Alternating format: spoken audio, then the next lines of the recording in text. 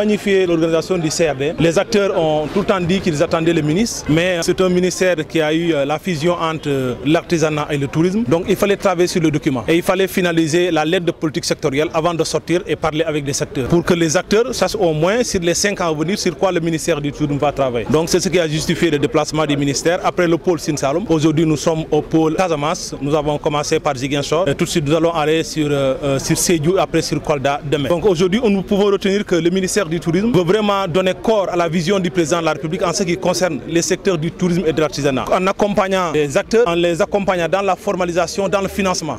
Donc le ministre a dit vraiment des choses très importantes. Le fait qu'on va placer vraiment les acteurs au centre parce que le ministère du tourisme ne pourra pas faire tout seul. Il faudrait que tout ce que le ministère va faire soit fait avec les acteurs, en accompagnant les acteurs, en les écoutant, en les aidant à se formaliser, à faire en sorte que les acteurs eux-mêmes puissent porter le développement de l'artisanat dans la région pôle sud. Le tourisme c'est un tout. Quand je dis qu'il faudrait aux côtés du tourisme balnéaire développer l'écotourisme, ça veut dire que l'écotourisme se fait avec les espaces protégés.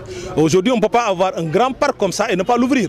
Donc il faudrait un travail préalable. Nous tous nous savons pourquoi le parc a été fermé. Donc il faudrait qu'il y ait les préalables, qu'un travail en amont soit fait pour que le parc puisse être ouvert et que ça puisse bénéficier au secteur de l'écotourisme. Maintenant par rapport aux hôtels fermés, vous savez, chaque État a une option. L'option de l'État du Sénégal n'était pas de construire des hôtels, mais un peu d'accompagner les secteurs, d'accompagner le secteur privé pour que le secteur privé lui-même construise, pour que le secteur privé investisse. Les hôtels fermés et autres, ce qu'il faut, c'est trouver un terrain d'entente avec les propriétaires ou bien avec de nouveaux promoteurs qui vont essayer d'ouvrir ces hôtels. Et l'État est là pour accompagner, l'État est là pour mettre vraiment les conditions qu'il faut et permettre aux gens d'avancer. C'est qu'en évoquant le nom Casamance, on sait que c'est une localité vraiment riche en beaucoup de potentiel, surtout l'écotourisme, le tourisme culturel, le tourisme fluvial, le tourisme insulaire. Donc la Casamance a vraiment un grand potentiel. Depuis très longtemps, le Sénégal s'est focalisé sur le tourisme balnéaire. On a assez vendu la plage. Aujourd'hui, il faut maintenir le tourisme balnéaire qui est un bon produit, mais aux côtés du tourisme balnéaire, essayer de faire en sorte que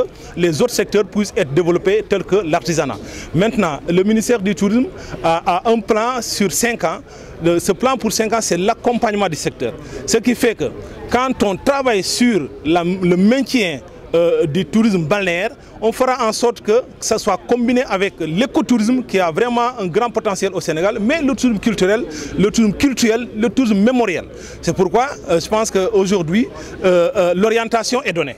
L'orientation, c'est mettre l'acteur au centre, mais ensemble avec les acteurs, booster le secteur et faire en sorte que les jeunes puissent être fixés dans le terroir en leur trouvant du travail dans le tourisme et dans l'artisanat. Et le tourisme étant un secteur très transversal, s'il se développe, ça veut dire qu'on va noter un développement dans le côté transport, on va noter un développement vraiment dans beaucoup de secteurs. C'est pourquoi le ministre est clair. Ce qu'on va faire, c'est continuer cette tournée, partager la vision du président de la République, mais vraiment renverser les tendances au lieu que ça soit du top en down, mais ça soit du down on top. Maintenant que les grandes décisions viennent de la base vers le sommet et non du sommet vers la base.